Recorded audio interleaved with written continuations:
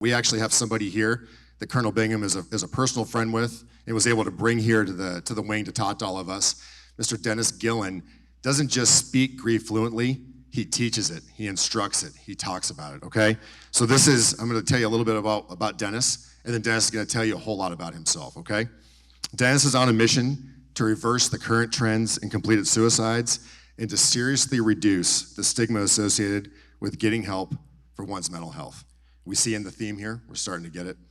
Dennis has been deeply touched by suicide, and after years of sitting on the sidelines, he jumped into helping those in need by working on the suicide prevention hotline in Chicago.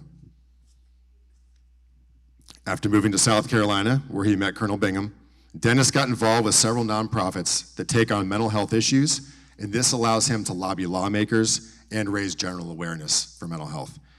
Dennis's real calling, and you're gonna get this when he gets up here, is telling his personal story of how he, and these are his words, not mine, I'm not ad-libbing, sort of recovered from his losses and what he has learned along the way. Please, please, please give a big Team 6 Charge the Storm welcome to Mr. Dennis Gillen.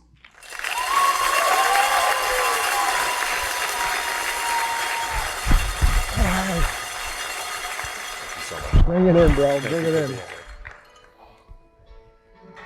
I have a DJ, all right. I got walk-up music, this is happening. By the way, I'm gonna bring him out real quick. That's DJ TJ, he's one of yours. Come on, DJ, come on. Yeah. I hire from within, so stay close.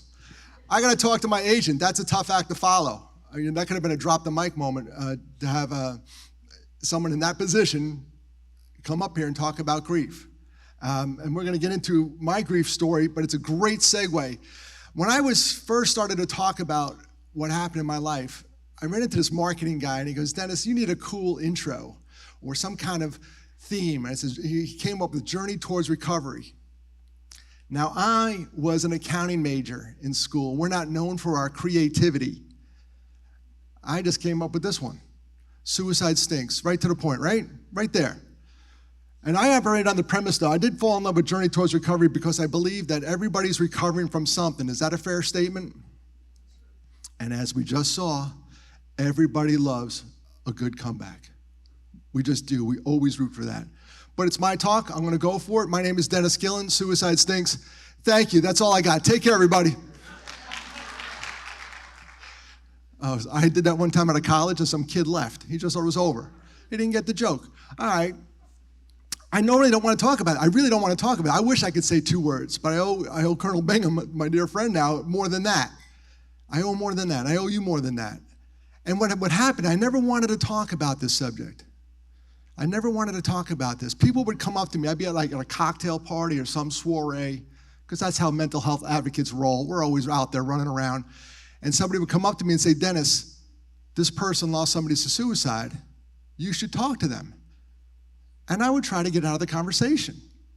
I would say something like, hey, isn't that big boy from Outkast over there? And I would try to get out of the conversation. What, you don't think I know Big Boy? Come on now, come on now. That's right, hey!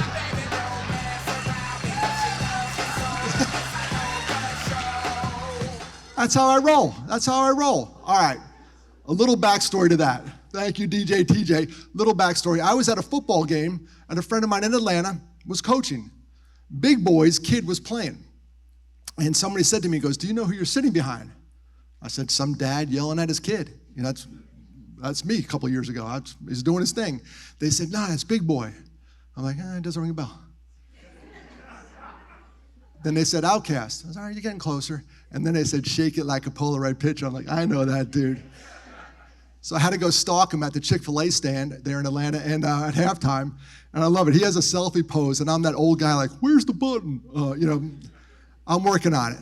But see what I'm doing? I'm even doing it right now. My therapist will attest to this. I've been called out on this a million times. Dennis, you're deflecting. And I do that all the time. Something comes from my heart, I try to get away from it. I don't want to deal with this. This is the icky stuff of life. So I want you to think about, and ladies, help me out here. Who is the greatest deflector we know? It's fictional character. I'll give you a hint. She has these bracelets, and when a bullet's coming for her heart, dink.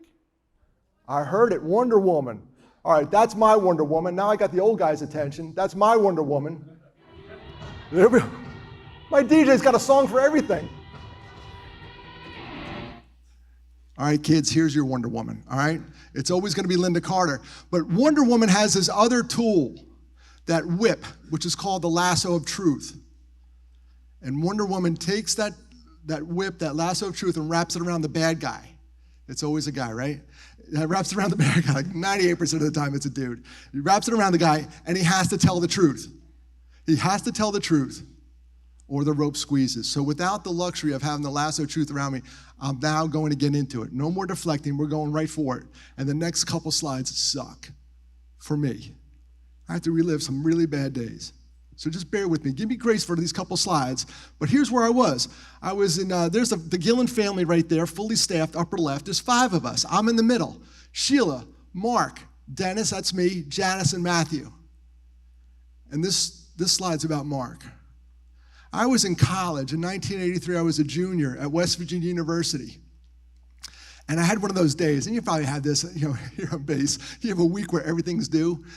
This week, this is going to be a killer week. Some weeks you fly by, easy. It's an easy week. This was one of those weeks. I had a test in every subject. Remember those days from school? You're like, oh, come on, teachers. I can't pass one of them. We're going to put them back to back. I had 2 tests the next day, accounting and finance, back to back. And I'm packing up my backpack, and I'm like, wow, this is going to be a long day. This is a Wednesday, 2 tests on Thursday. I even put a baseball hat in there because we all know that counts as a shower. Because I'm going to go to the library and pull an all-nighter and put the hat on and just take these 2 tests, right? So I'm walking out the door going, this is going to be a long day. And then the phone rang. And the day got really long. It was my younger sister, Janice, saying, Dennis, you need to come home. I grew up outside of New York City, a little town called Valley Cottage, New York. Morgantown, West Virginia is about 7 hours away. I'm like, Janice, I'm exactly where I need to be. And she says, you don't understand. And the rest was basically inaudible. But all I heard was, Mark died, car accident. You all know why I'm here. Mark didn't die in a car accident. Mark died in a car, but the car never left the driveway. We don't have to talk about means. All we have to know is Mark is gone. Mark battled depression for years. And the disease state won, but the Gillen family lost. I'm telling you right now, that was bad. So I go home, and the phone rings, my life changed. And this is where I made a mistake in my life. I went home. I got the call on a Wednesday. I go home Thursday.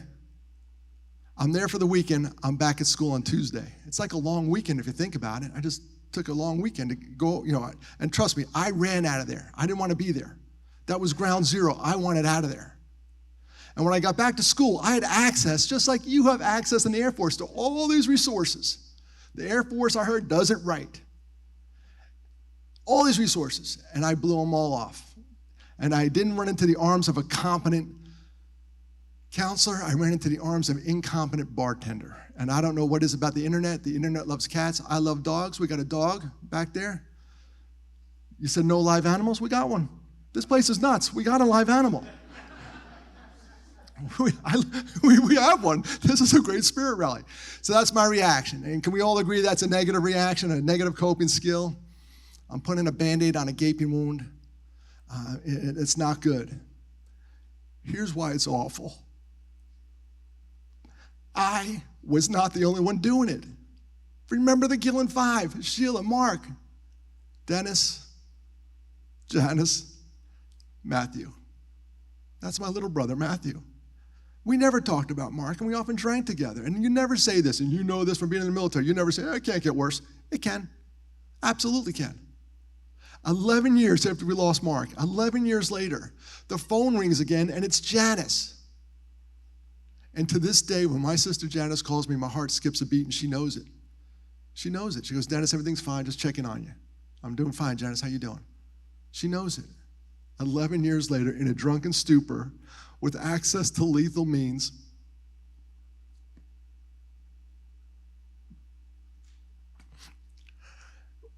Matt is gone. And we just talked about grief and how it sometimes just sneaks up on you. It got me right there. It got me. You just saw it live. It was 29 years ago. It got me. It just snuck up on me. I've done this presentation a bunch of times. And you look back, you're like, oh, that's Matt. That's 2 in one family. Folks, we have 48,000 in America. In 2019 and 2020, the number of suicides went down. Down. You remember the pandemic? That felt like 10 years ago. We're going to flatten the curve. 2020, it went down. But in 2021, they went back up to pre-pandemic levels. That's why we're talking about this stuff. 48,000 is a horrible number. 2 is awful. The number should be 0. Because we're going to get really cool talking about mental health. So now what I do, at the time when Matt died, I was living in Carlisle, Pennsylvania. There's another branch of the military with a war college there. We don't have to talk about them. I'm living there and I'm driving back. I'm like, now what do I do? Alcohol didn't help me the first time. And I'm here to tell you I didn't do this. And I gave this talk at a homeless shelter, and just like now, I could see the slides coming up, and I said to myself, I should have taken this out. The slide should have came out. But we need to talk about this stuff. And in the homeless shelter, as I could see the slide coming out, and a lot of those folks are homeless because of a substance use disorder, I said, you know what? I should have taken this out. And when the slide came up almost to a person, they said, no, you didn't do that. Like they were rooting for me, which is quite the opposite reaction. Remember I told you everyone loves a good comeback? They're like, no, you didn't do that. I said, I didn't do that. And they all went, woo, thank you.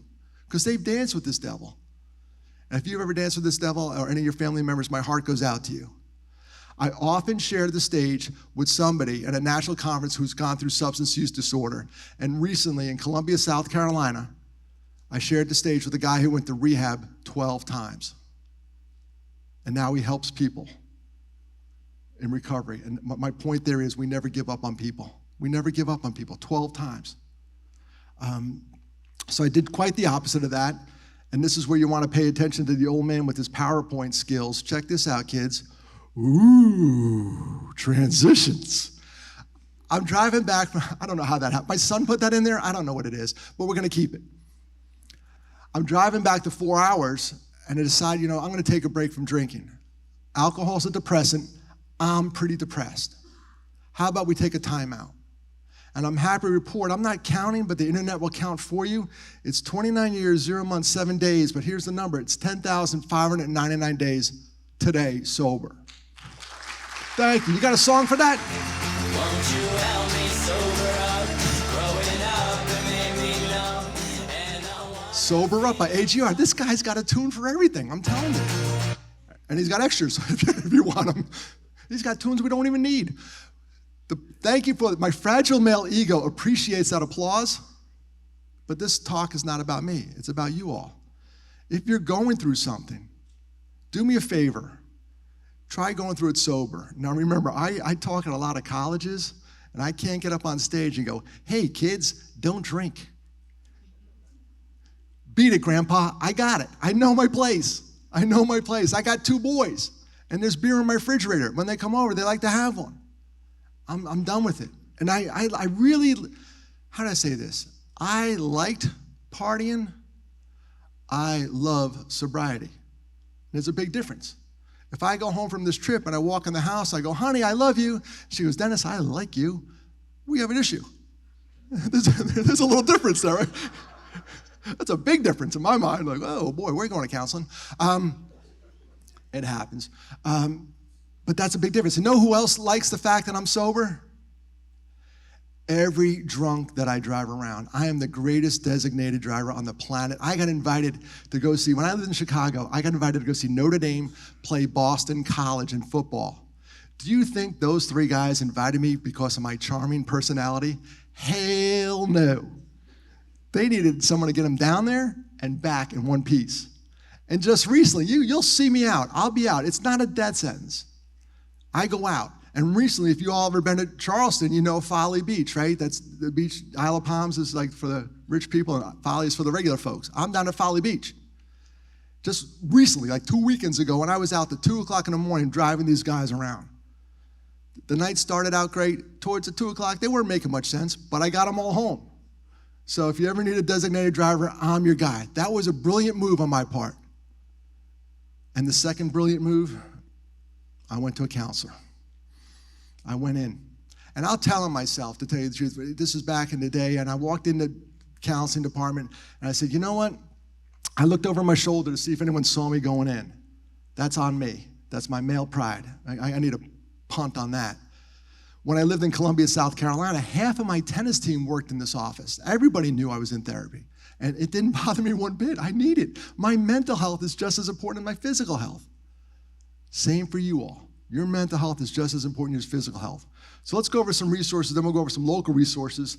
I went to my primary care provider recently. I live in Greenville, South Carolina now, and I had to go get a physical. And I'm not a big fan of getting a physical at my age because of this one test. The medical group knows that test. They got it. The finger is your clue. So I'm in there. There's a good visual for you. Go have a good lunch now. Take care. No. The nurse in that office and the medical group, help me out, you might do this too. She was doing a depression screening tool. She goes, Mr. Gillen, she took my temperature, blood pressure, all the normal stuff. And then she said, oh, I'm sorry, Mr. Gillen, but I have to ask you these questions. I'm like, whoa, whoa, whoa, whoa. You don't know what I do for a living. Don't ever apologize. I know what you're doing. You're doing depression screening. She says, have you been sad lately? And then, think about it. Some people, the only time they get out of the house is to go see the doctor. So I had to coach her up. It was an actual coaching moment. I want you to ask that question. I want you to lean in. And I said, what happens if the patient says, I have been sad lately? She goes, I just check the box and tell the doctor. I said, do you have any resources? She goes, no, I don't. I said, I'll be right back. Out to the car I go, into the trunk, come back, here you go. If they say yes, get them. Get them. We need to do the screening right there in the doctor's office. So that's kind of cool. Suicide Prevention Lifeline. You probably have your own line. We'll go over that. But the 800-273-TALK, this is part of the lobbying effort we were involved with for 5 years. We shortened it up to 988. It's really easy to remember. It's 988. Veterans press 1. You got your own line. Vets to vets. It's really cool. Really cool. And I had a bunch of fraternity guys, and they're the worst. They're the worst. I love speaking to them, but they're the worst. And I get to this campus one time, and these guys go, hey, we had a brother go south recently, and I think we saved him. I'm like, well, either he's here or not. Is he here? Oh, he's here. You saved him. I said, what'd you do? And they said, well, we called the Suicide Prevention Lifeline and handed him the phone. I'm like, that's brilliant. Bunch of knucklehead guys, 18 years old. You figured that out. Here, talk to them. And then I said, then what'd you do? And it gets better. They said, well, we blew up an air mattress and we put somebody in his room. We were not going to let him alone that night. And then I kept going. I said, then what'd you do? They said, the next morning, we escorted him to the counseling center. Who doesn't want a friend like that? Like your buddies in Charleston. Who doesn't want a friend like that? I was so proud of these kids. So you can look at, 988 now has text capabilities. Back to that homeless shelter, they can't use their phones at night because they got roommates. You can use a text. And that helps. You can text 988, and a trained counselor will get back to you. That's clutch. And then we used to have the 741 number, crisis chat, and you can call 911 or the military police if you're really, really concerned about someone. It's called the mental health well check. And I had a kid come up to me one day and said, sir, if I call the police on my roommate, he will be mad at me. To which I replied, I wish my brothers were mad at me. Come on. If it comes from a place of love, it comes from a place of love. I'd rather you be embarrassed than be a pallbearer. That's a fact. I'd rather this guy get all mad in your face and you have to give a eulogy. That is where we're at. And we want to go upstream and talk about mental health. So here we go. Here's your call to action. It's the call to action. Know your local resources. Folks, it took me about 37 seconds past the gate to find this building, right? You pass it every stinking day if you come in the main gate. It's right there. And gosh, what do they have? I pulled this off the website. 40 professionals, including licensed social workers, drug, alcohol, you name it, it's there. I heard someone say right here a couple minutes ago, the Air Force does it right. The Air Force does it right. You also have a safety plan. Medical group, you probably have these over there. Just fill it out when you're well. I have safety plans on my website. I can send it to you. My safety plan is, it just escalates. It goes, I can tell something's wrong in my life. This is what I need to do. And for me right now, it's sleep. If I'm not sleeping well, something's up. I could tell. And then I have to go hiking. I have to call these buddies, and it escalates. Then I got to call my clinician. It just goes down. And then the bottom line usually says, what do I need to be safe? What do I need to be safe? You heard an intervention earlier. Hey, dude, do you have a gun? I had to do that, by the way, 2 times on the phone. Recently, I had to ask these guys if they had guns or firearms on their possession while they were struggling. And I expected a lot of pushback. It's America, it's my right. Second Amendment. And I'm with you. I got you. You know what both guys said? It's probably a good idea. They were happy. They were relieved. Like that someone was concerned about them. I said, well, you have a friend who can come over and get it? Remember, I'm on the phone. They said, yeah, I'll do that. And they did it. So there we go.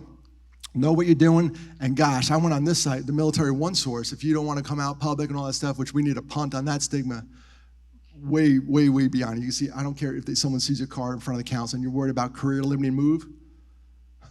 My two brothers haven't cashed a paycheck in years. That's a career limiting move. All right? But if you want to go online, check out Military One Source. I popped on there just yesterday, tons of stuff. Tons of stuff. The military in America loves you, and we're going to take care of you. We're not going to let you go, all right? So here's how I became, you heard I worked on the Suicide Prevention Lifeline. Here's how that happened. I didn't want to do it. Passive aggressive, Mr. Passive Aggressive. I go to church in Batavia, Illinois, and I let the kids go downstairs, and I come upstairs, and here's how it worked for us guys. We would sit around and eat donuts, talk about our fantasy football picks, have a little fellowship. We called it fellowship. You know, when we talked about our basketball league, and then the kids would come up, we'd go to the service. That's how it worked. So one day I come bounding up the stairs, because that's how I roll. I come bounding up the stairs, and I walk in the room, and there's no donuts. I'm like, dudes, I skipped breakfast. Where are the donuts? And I said, oh, some lady took them upstairs. There's a program today, and they took our donuts. So I said, smell you later. I'm starving, and I go upstairs. That's how old I am. Nobody says smell you later anymore. That's like 1980. They want that phrase back, right? So I go upstairs, and I'm sitting down. I get my donuts, and I'm sitting in a great spot right next to the donut table. They got them all. And then this lady walks in, and she goes, today we're going to talk about suicide prevention. Nobody in Chicago knew about my brothers. I moved, and you all move a lot. And sometimes you take your stories with you, but they will find you. Anyone here try to run away from their problems? Yeah, just me. I get to Chicago, this woman walks in, she goes, well, I work for the Suicide Prevention Lifeline, and I want to get up and leave. I want to run out of that room. But nobody in that town knows about my brothers, because when I got to Chicago, people would say, Dennis, how many kids in your family? I would say, there's 3 of us. I have 2 sisters back in New York. You all know that's not the right answer. There's 5 of us. So I ended up working on the helpline. I took this woman's card, and about 9 months later, I called her up, and I worked on the Suicide Prevention Lifeline, some of the most rewarding work I've ever done in my life. Thursday nights from 8 to 12 was my shift, which is kind of funny because I can't stay up past 10, but I would power through it, and then Fridays kind of sucked. But you know what? I go to bed early Friday night. It worked. 8 to 12 was my shift. And I get the permission to tell you about this one call, and it's kind of cool. This kid, Kyle, called, and you can do this, just like those fraternity guys. You can do this.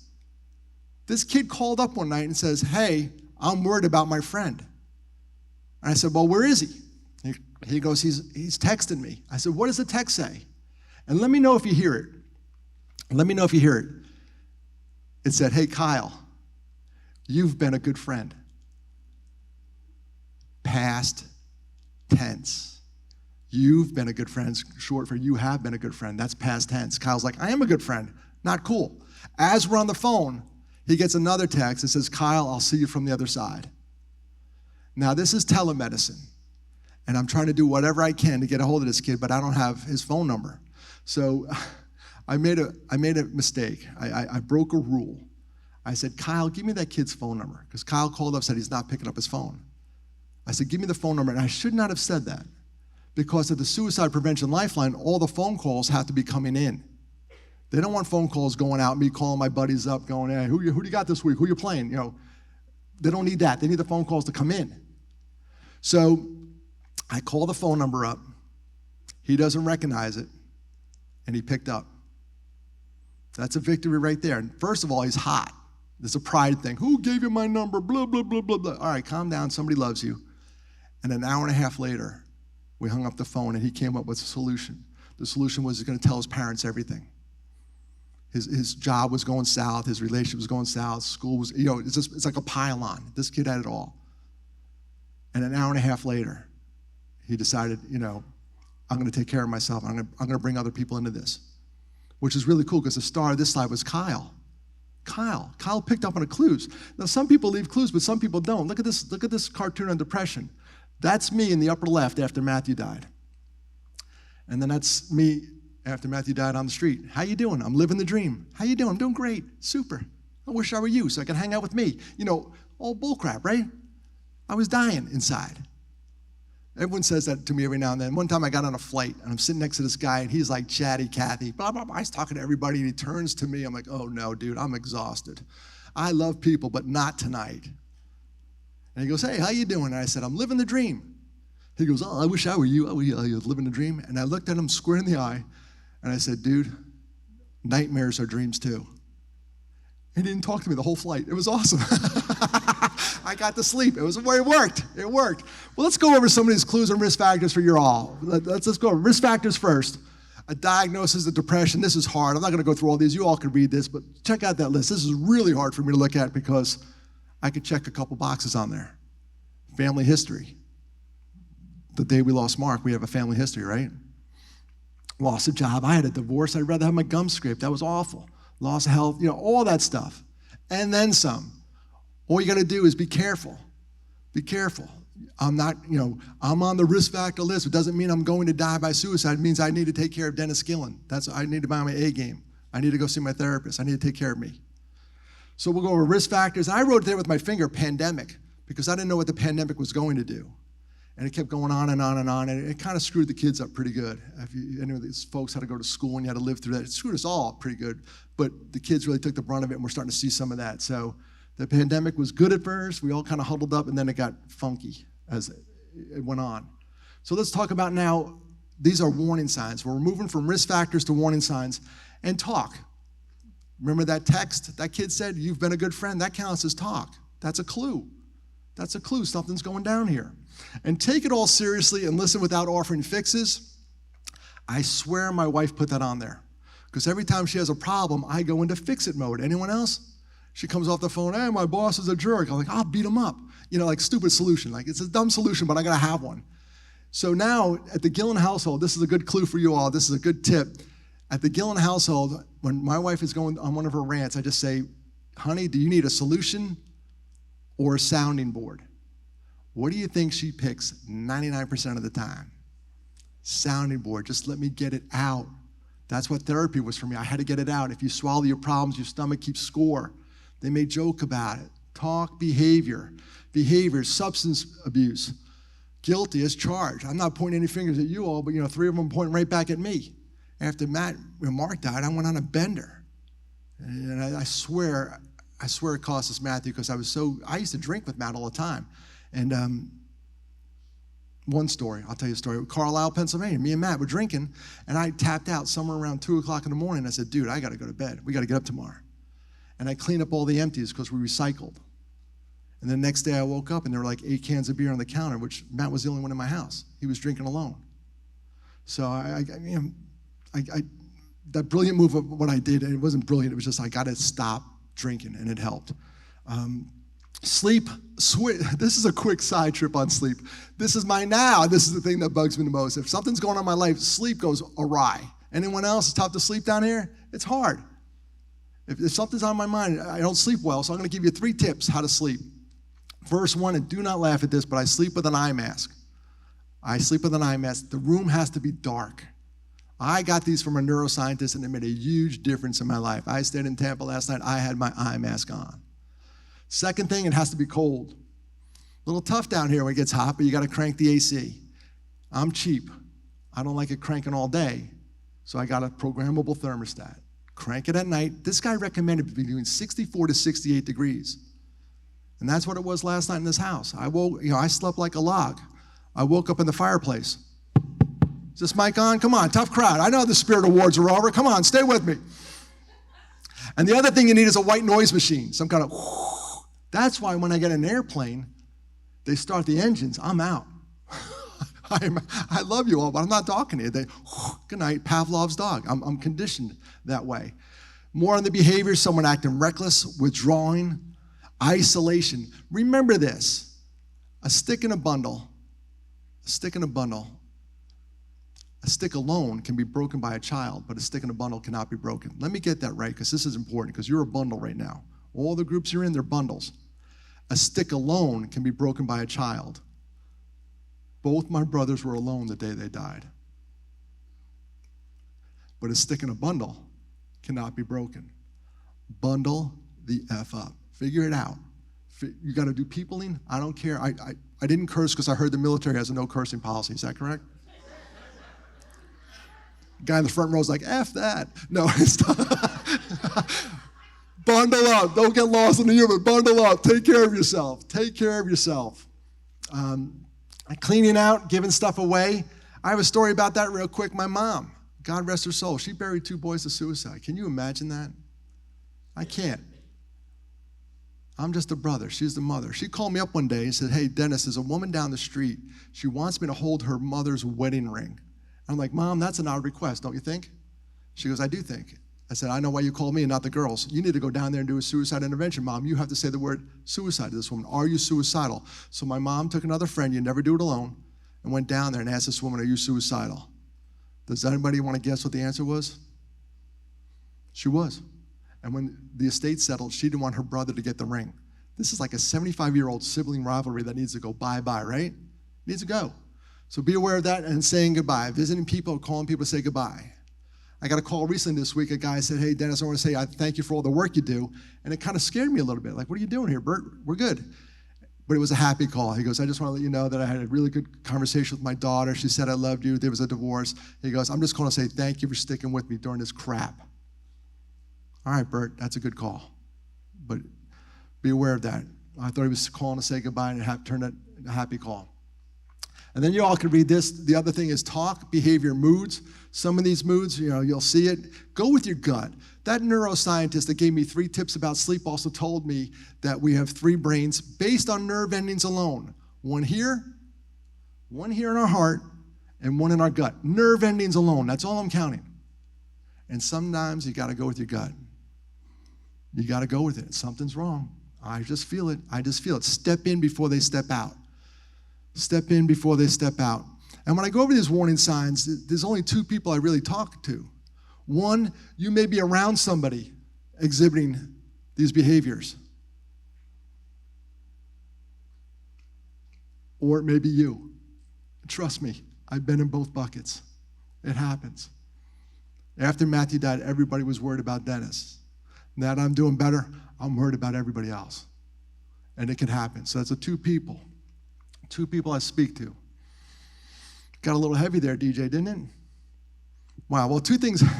We'll get to it. Here's how I became he's over there waiting for the next song. I love him. Here's how I became a professional speaker. Here's what happened. I did a fundraiser, and they said, Dennis, can you speak at this fundraiser? I said, that'd be great. We raised a little bit of money, and here's how it happened. I didn't want to speak at all. I don't want to do this.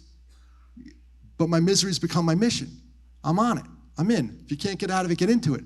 I did this fundraiser for the American Foundation of Suicide Prevention, and seriously, like 2 weeks before the walk, I had $110 in my account. It's a fundraiser. I put $100 in. Another lady who felt bad for me put $10 in. And the walk chairman comes up to me, she goes, Dennis, can you do me a favor? Can you get off your butt and do something? Like fundraise. It's a fundraiser. So that night I wrote about my brothers, and journaling is a very positive thing to do if you're feeling stressed. I started writing down about my brothers, and I wrote this really long letter, and at the bottom of the letter it said, do you want to send this to your contacts? And I said, well, I don't know that many people. Sure. And I didn't realize that when you hit that button, Gmail counted everybody you ever sent an email to as a contact. That wasn't supposed to happen. So I'm sitting there in my bunny slippers late at night going, wow, my computer's taking a long time. And then it said, congratulations, you sent out 1,738 emails. I'm like, holiday hoobie, what just happened? And I'm starting to freak out. I got to call my parents and tell them that I'm doing this thing. I got to call my sisters. One sister was like, go for it. The other sister was pissed. All her friends got this really long letter about my brothers. But it was meant to happen. And as I'm sitting there freaking out, my phone starts pinging. Every time I got a donation, I got a text message. Folks, that letter raised $9,800. And I was the #1 fundraiser. They said, can you speak at the walk? I said, sure. How long? 5 minutes. Perfect. I wish you all wish it was 5 minutes today, but I got more to say. 5 minutes, right? I get up there, and right before I went on there, they took the microphone, and they passed it around the crowd, and I did not know about this part. This is my first time I ever did this walk, and everybody said the name of the loved one they lost. Everybody said the name. I watched my mom pass the microphone. She couldn't say Mark and Matthew, and I get that. With grief, you're all over the board. Not linear. I heard you. She said, nope. She passed it to this woman, and I look up to see where the microphone is because I'm next. And this woman says the name of her husband, and she goes to take the microphone and pass it around her son, who's maybe 6, 7 tops. And he's having no part of it. And he grabs the microphone and it ends up right in front of his mouth. And he says, my daddy. I did not know any of those names. I just moved to Columbia, South Carolina. It was like white noise to me. I didn't know it, but I know my daddy. That is why we got to get really cool talking about mental health and going upstream. I don't want to hear my daddy again. And then they go, by the way, our number one fundraiser, Dennis Gillen. I'm crying my eyes out. Somebody took that picture. I'm bawling. My daddy. Oh, we gotta get good at talking about this stuff. Here's Nikki Haley. She was our governor at the time. She came to one of the walks. I don't care about your politics, whatever they are, DRI. I lobby all of them. All I want is more mental health dollars. That's it. DRI, I don't care. Let's go. Spend more money on mental health. Let's do this. She came to the walk, and the number one office holder in your state comes to something you care about. You go over and say thank you. So I went over and said thank you. She was my second favorite person to see that day. This dude right here was my first. He comes up to me, and he heard me do a radio interview on NPR radio. And I thought I was kind of a big deal because now I'm all in on this suicide prevention stuff. They said, we want to do a radio interview with you. So I go over there on a Thursday afternoon, and I tape this radio interview. And I said to the producer on the way out, I said, hey, this is kind of cool. I'm going to tell all my friends, when does this program air? He goes, sir, we do this particular segment Sunday mornings at 6:30. I'm like, what? Nobody's going to hear that. That dude heard it. He comes up to me and goes, are you Dennis Gillen? I said, yes, I am. He goes, I heard you on the radio. I'm like, you're one of 2 people. I didn't even get up, and I'm the star of the show. I'm drooling on the pillow. No way I'm getting up for that. And then he goes, hits me with this. He goes, hey, we're both from New York. I said, yeah. He goes, we're both from South Carolina. You know, we both live in South Carolina. Now my head's down. I'm like, yeah, where's this going? And he goes, we both lost 2 brothers to suicide. I did not see that coming. But what the point is, if you think you're alone, and everybody in this room is going to tell you, you're not alone. Every time you think you're on the island of misfit toys, does anybody get that reference, by the way? We're a couple of misfits. We're a couple of misfits. Holy mackerel, my DJ's awake. I love this show. I love Rudolph. And what we're going to do, we're going to split the room in half. This is audience participation. We're bringing it home here, folks. Audience participation. We're going to go around the horn and just yell out. It's left side, you're right, versus the right side, you're left. All right, we got this? The first one, the elephant. Why is the elephant on the island of misfit toys? Say it loud and proud. Thank you. Right side, thank you. The water pistol. Squirts jam, squirts jelly. All right, 1-1. Choo-choo. Oh, they might have more older people on this side. They get it. These are my people. These are my people. This is it. This is it. That's right. You got to move some kernels over this way. How about the boat? I'm a boat that doesn't. There, we all get credit for that one. Should be a Jack in the Box, but his name is Charlie. Ah, yeah, we got the left side came alive, snuck it in right there. The bird doesn't fly, the bird. There we go. Now they're on there, right left side. I'm a cowboy that rides a. Oh, ho, ho, ho. Did you go out and play when you were a kid? Did you get out? You and me are on the same way. I love this. And back in the day, kids, if you missed it, you missed it. You had to wait a whole year for that thing to come back. How about the middle? Dolly for Sue. Crickets. Chirp, chirp, chirp, chirp. I was a kid and I wondered, what's her deal? She looks like a normal doll. What did this doll do a lot? She cried. I heard an interview. Remember when you were a kid, this came on and said, Rankin Bass. Arthur Rankin gave an interview and he said, we put a Dolly for Sue on there for psychological reasons. She was depressed. Folks, if they could talk about that crap in the 60s, we could talk about it in 2023. That was brilliant. And I spoke at a Rotary Club one time, and they had a sound guy, and they had one of these lapel microphones. And this guy comes up, he starts taking the microphone off me. He comes up to me, he goes, hey, that Dahlia Fasu story, I Googled it. You were right. What do you think, I lie about it, bro? Come on. It's true, and it's true that we need to talk about it in 2023.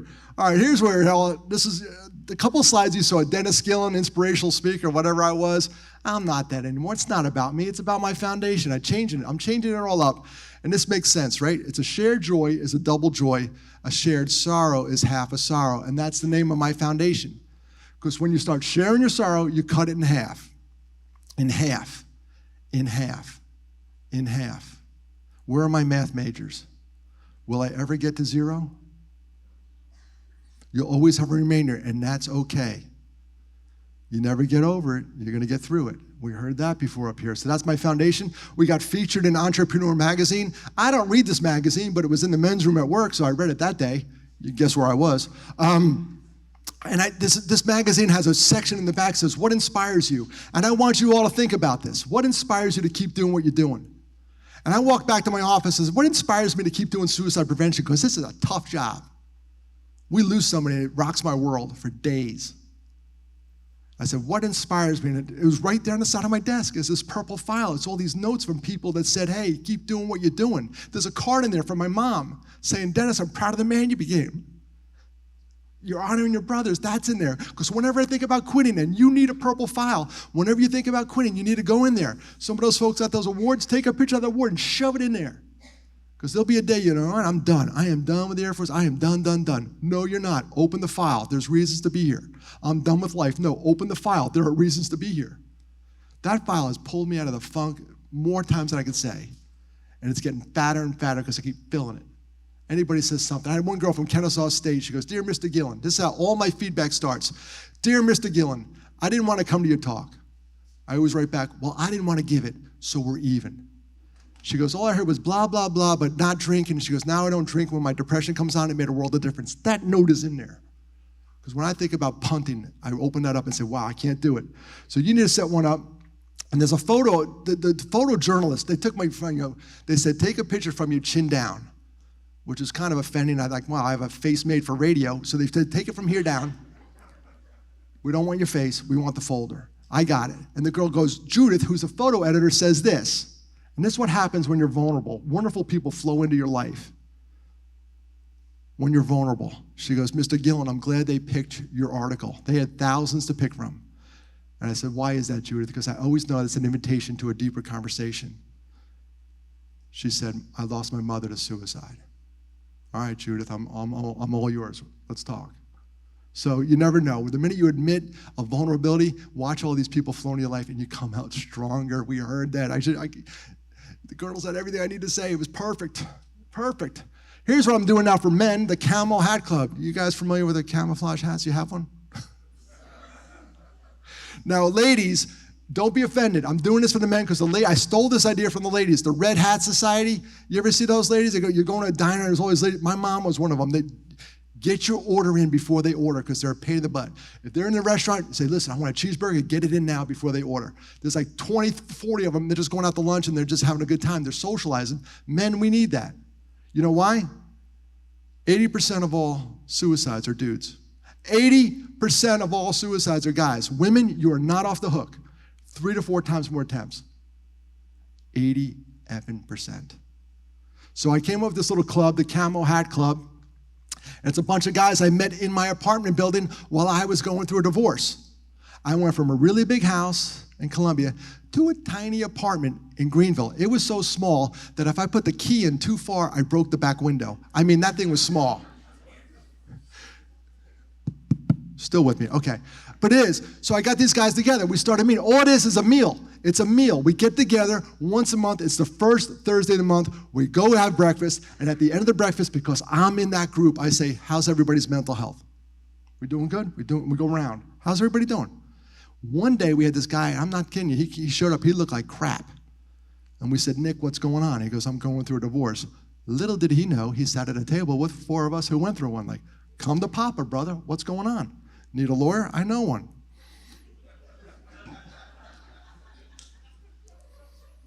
There's life after divorce. I got married again. I'm a sucker for punishment. No.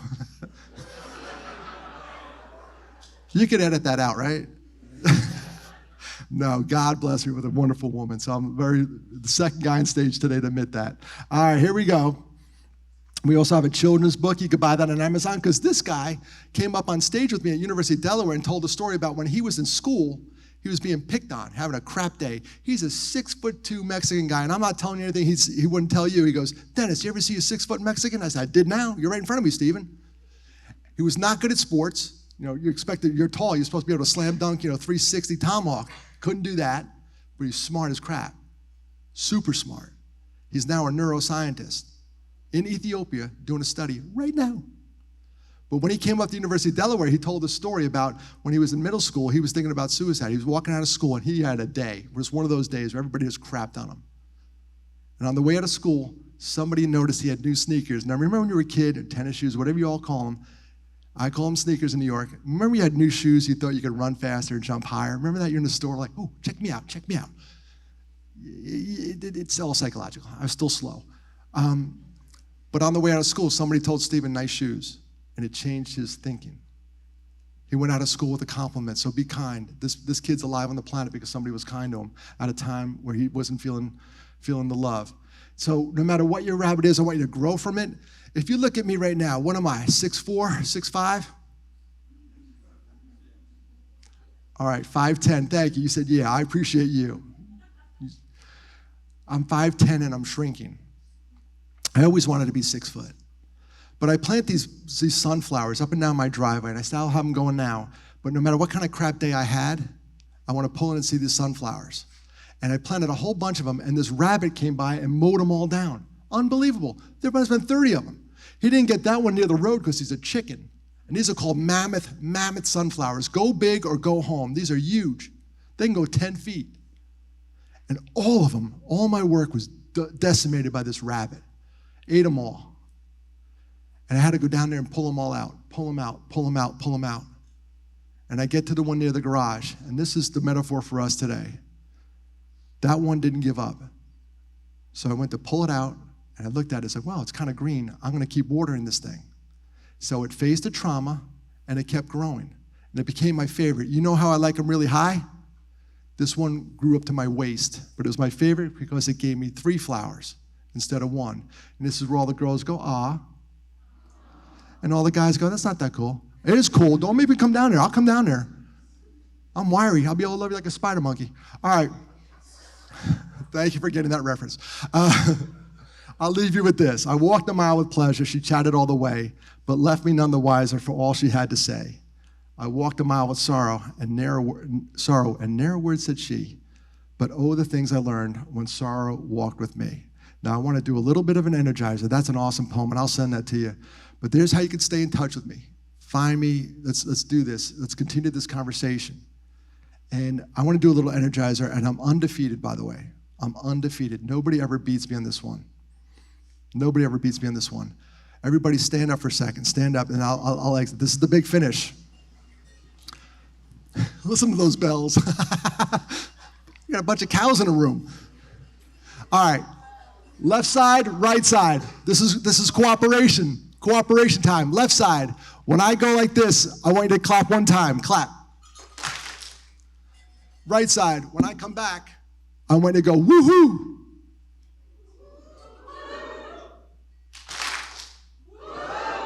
All right, I'm about to put the microphone down because it's about to get a little crazy in here. Spirit Day, right? I'm going to go as fast as I can, and I bet you cannot keep up. Ready?